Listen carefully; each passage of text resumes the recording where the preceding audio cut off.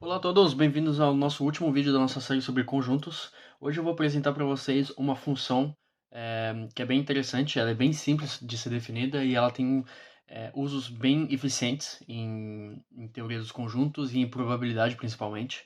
Então eu vou apresentar ela para vocês para refazer a demonstração da associatividade da diferença simétrica que eu comentei no último vídeo, só que eu não fiz a prova porque ela é muito complicada. No caso, ela pode ser feita com utensílios básicos de teoria dos conjuntos, só que com a função característica é muito mais fácil, ok? Então, o que é uma função característica? Primeiro, como é que a gente nota ela? A notação dela é um pouquinho estranha. No caso, ela é bem óbvia, é um 1, assim, com duas barras, e a gente fala que é 1 de A. Então, é a função característica do conjunto A, ok? Você tem outras notações do tipo que, essa é uma letra grega que de A. Eu não gosto muito dessa notação porque ela é utilizada para outros objetos, tipo polinômios característicos, etc. Então eu não gosto muito dela. Podemos também utilizar um grande I de A, mas enfim, eu prefiro essa daqui, mesmo que ela seja um pouquinho mais difícil de escrever, né? Então, se a gente considera um conjunto A incluso em E, né? Então E é aquele conjunto que a gente sempre usa como o maior conjunto de todos, né? O que seria a função característica de A? Então, a função 1 com duas barras de A seria uma função de E a valor em 0 e 1, ok? Então ela associa um x e ela pega dois valores. Ela pega 1 se x pertence a e 0 se não. Ok? Então, como é uma função característica, também a gente pode talvez falar de função indicadora, né? Ela precisa se tem um elemento em A ou não. Então ela vale 1 se x pertence a A e 0 se ele não pertence a A. Ok? Então ela é bem interessante para mostrar se um objeto pertence ou não a um conjunto, no caso. Eu vou dar uma lista meio exaustiva de 5 propriedades da função característica. Obviamente eu vou demonstrar. A primeira não é nem demonstrável, é simplesmente a definição, né? Se a gente considera dois conjuntos A e B, que são inclusos no conjunto E, né? Temos que A igual ao que conjunto? A, no caso, seria o conjunto de todos os elementos que pertencem a E, tal que a função indicadora não, a função característica de A, de x, igual a 1. Essa é a definição de um conjunto A. Né? A gente fala, bom, o conjunto A seria o conjunto onde todos os elementos que, quando eles são usados na função característica de A, igual a 1, ou seja, que eles pertencem a A. Então a gente pode definir o conjunto dessa forma. Então essa daqui não é uma demonstração, né? Isso é óbvio. Mas as outras eu vou dar uma demonstração, elas são bem simples e bem eficazes. A primeira propriedade, o que já mostra o poder dessas funções características, é que a função característica de uma interseção, então a função característica de A interseção B, é a mesma coisa que o produto de cada função característica, então a função de A e a função de B, né? Então, para demonstrar isso, bem simples, você tem que fazer o caso igual a 1 e o caso igual a 0, né? A gente vê cada caso. Eu vou ver só o caso 1, porque é exatamente igual para o caso 0, tá? Mas numa demonstração formal vocês têm que ver os dois casos, porque como são somente dois casos, é rápido de fazer, né? Então a gente considera primeiro que se a função característica de A interseção B igual a 1. O que isso quer dizer? Né? Então, isso é equivalente ao quê? Então, a gente vai provar por equivalência. Né? Isso é equivalente ao quê? A um objeto, então um ômega, né? Pode ser um x, um ômega, eu prefiro ômega, porque a gente usa muito em probabilidade, né? Então, ômega pertence a A interseção B. Isso que quer dizer? Né? Isso é equivalente ao quê? Lembrando dos últimos vídeos, né? Isso que significa que ômega pertence a A e ômega pertence a B. Ok? Isso é equivalente ao quê? Se ômega pertence a A, isso quer dizer que a função indicadora ou característica de ômega igual a 1, né? E a função característica de B, de ômega, igual a 1 também. Ok? Então, isso quer dizer que como isso daqui é igual a 1, o produto desses dois, então vai ficar 1 vezes 1, então isso é equivalente a dizer que é o produto da função característica de A e a função característica de B. Ok? A gente pode ir do outro lado também, mas como a gente resolveu por equivalência, né, se vocês têm medo de resolver por equivalência, vocês podem fazer implica. Então, a gente faz a primeira implicação e depois tem que mostrar que isso implica isso. Ok? Mas como aqui não perdemos nenhuma equivalência, Então já está demonstrado. Muito simples. Mesma coisa para zero. Isso demonstra o nosso resultado. A terceira propriedade é a função característica de um complementar. Isso igual a 1 menos a função característica de A. Né? Vocês veem isso, por exemplo, na probabilidade. A probabilidade do complementar é a 1 menos a probabilidade, porque a soma das probabilidades tem que ser igual a 1. Isso é a mesma coisa para as funções características. Ok? Nesse caso eu vou demonstrar para igual a 1 igual a 0, porque é mais um truque. Né? É bem simples, vocês vão ver, eu vou fazer em uma linha. Só que é um truque que... quando você encara um exercício desse tipo, não é a primeira coisa que você vai pensar a fazer. Bom, pelo menos no meu caso. Né? Então, a gente considera se ômega pertence ao complementar de A. O que é o complementar de A? Como a gente disse várias vezes, é tudo que não pertence a A. Né? Isso quer dizer, então, que a função característica do complementar de A é igual a 1. Né? Porque ômega pertence ao complementar de A. Né? O que seria 1? Né? 1 é a mesma coisa que 1 menos 0. Né? E como a gente sabe que se ômega pertence ao complementar de A, ômega não pertence a A. Então, 0 é a mesma coisa que escrever. Eu sou muito ruim em fazer esse símbolo aqui. É a mesma coisa que 1 menos a função característica de A. Porque a gente sabe que não pertence a A. Então, vai ser igual a 0. Ok? Mesma coisa. Senão, né? Esse senão seria se ômega não pertence ao complementar, isso quer dizer que a função característica do complementar de A é igual a 0. E 0 é igual ao quê? A 1 menos 1. Né? Isso, bom, bem básico de matemática. Né? E como ômega não pertence ao complementar de A, isso quer dizer que ele pertence a A. Então, esse 1 aqui a gente pode substituir por 1 menos o complementar.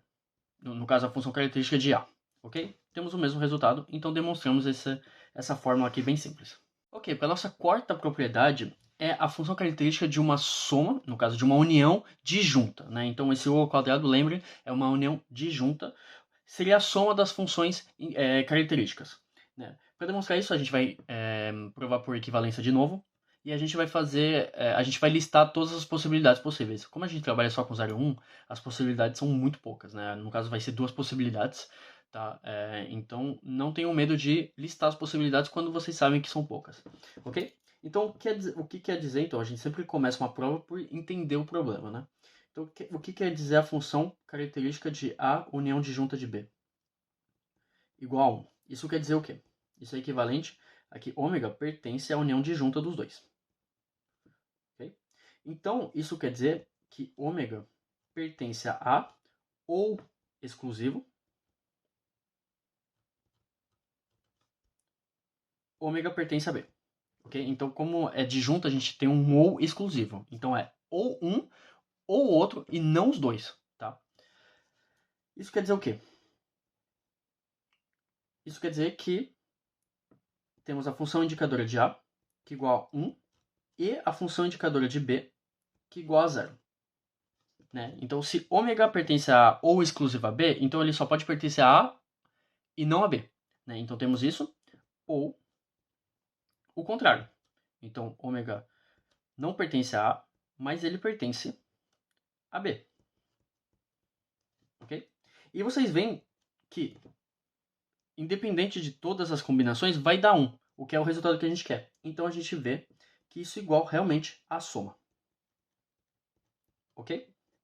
Isso, obviamente, sendo uma união disjunta. Tá? Então, lembrem que é um exclusivo, então a gente não pode ter 1 e 1 ou 0, 0, é só 1 e 0, então as possibilidades diminuem bastante, no caso do dividir pela metade. Então, temos necessariamente a soma. Okay, trabalhamos sobre a união disjunta, e agora numa união qualquer, né?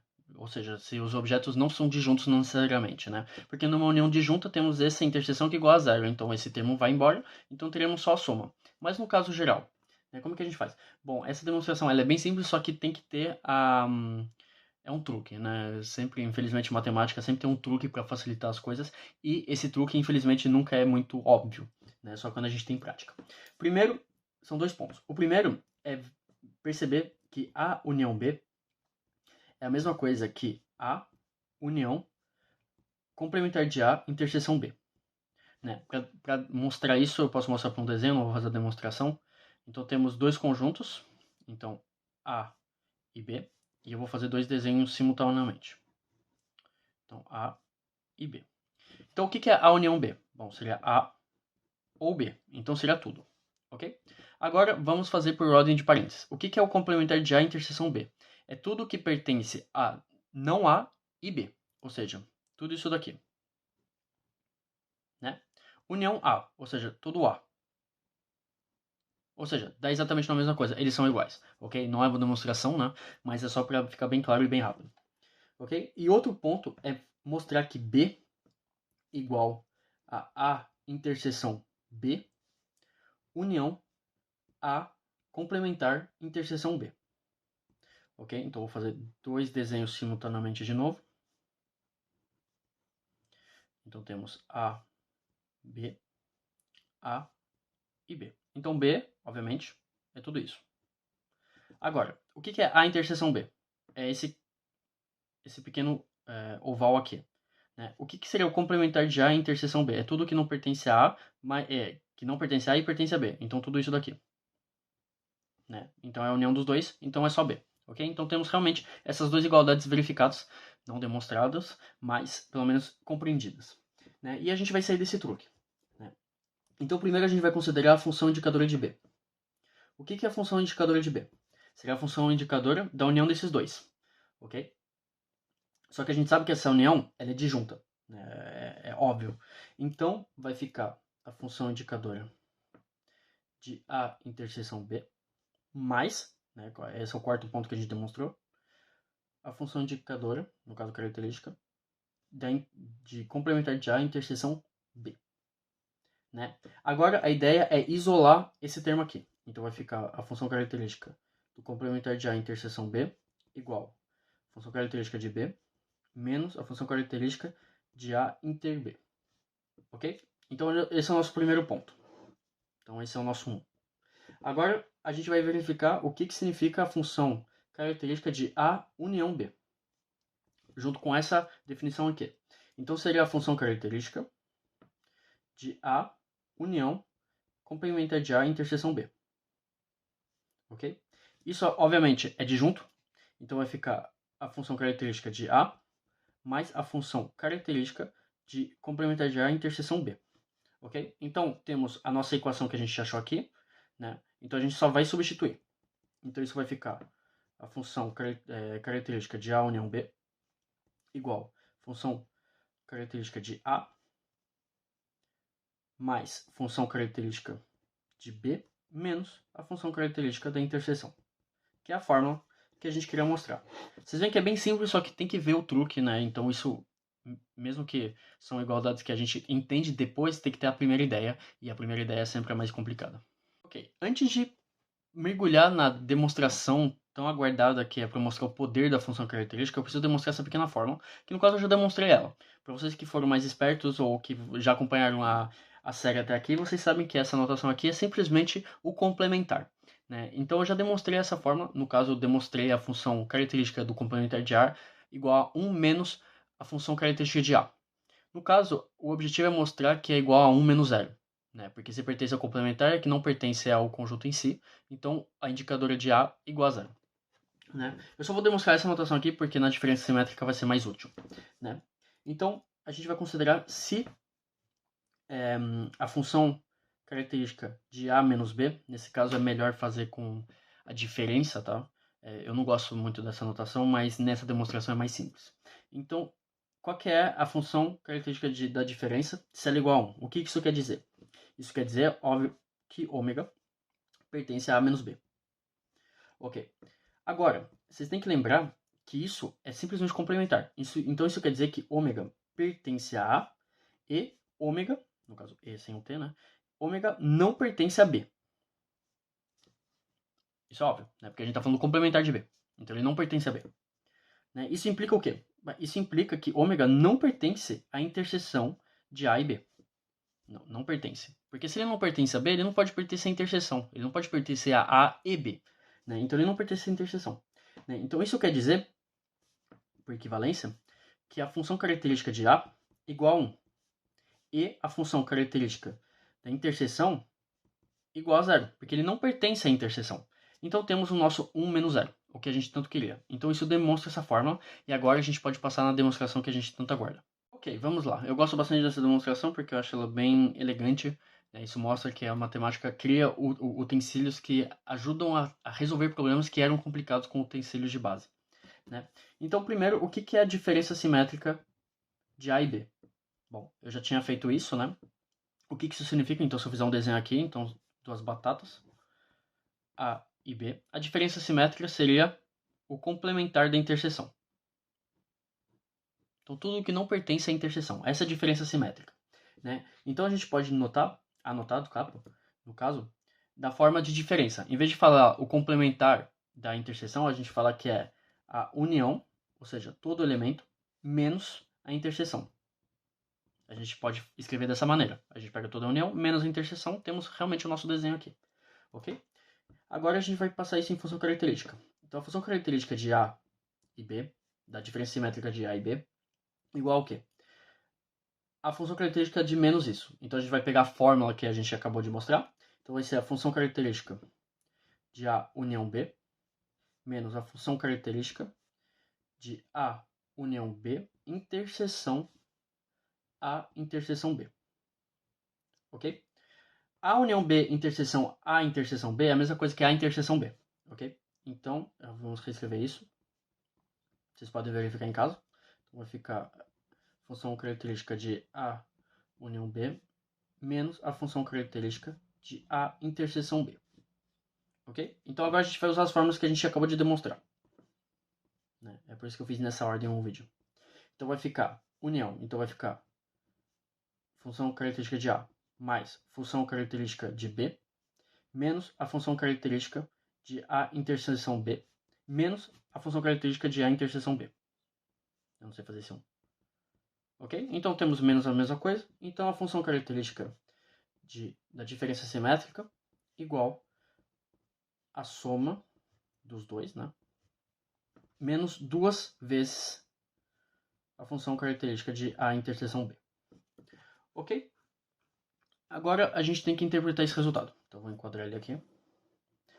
O que isso significa e como isso pode ajudar a gente na associatividade? De fato, vendo isso daqui não ajuda em nada. Só que a gente tem que perceber o que significa esse elemento aqui. Então a gente vai considerar se ômega pertence a A. Primeiro, o que acontece se ômega pertence a A? Temos, então, a diferença simétrica, que é igual ao quê? Se ele pertence a A, isso daqui vale 1. Mais 0. Menos 2 vezes o quê? Lembrem que eu mostrei que a função característica da interseção é a mesma coisa que o produto delas. Né? Então vai ficar vezes 1 vezes 0. Né? Porque vai pertencer a A, mas não pertence a B. Então vai ficar sempre vezes 0. Então isso é igual a 1. Ok? E se não, ou seja, se ômega não pertence a A, isso vai ficar igual a quê? Então vai ficar 0, porque ele não pertence a A. Se ele não pertence a A, ele pertence a B. Mais 1, menos 2 vezes 0 vezes 1. Então vai ficar igual a 1.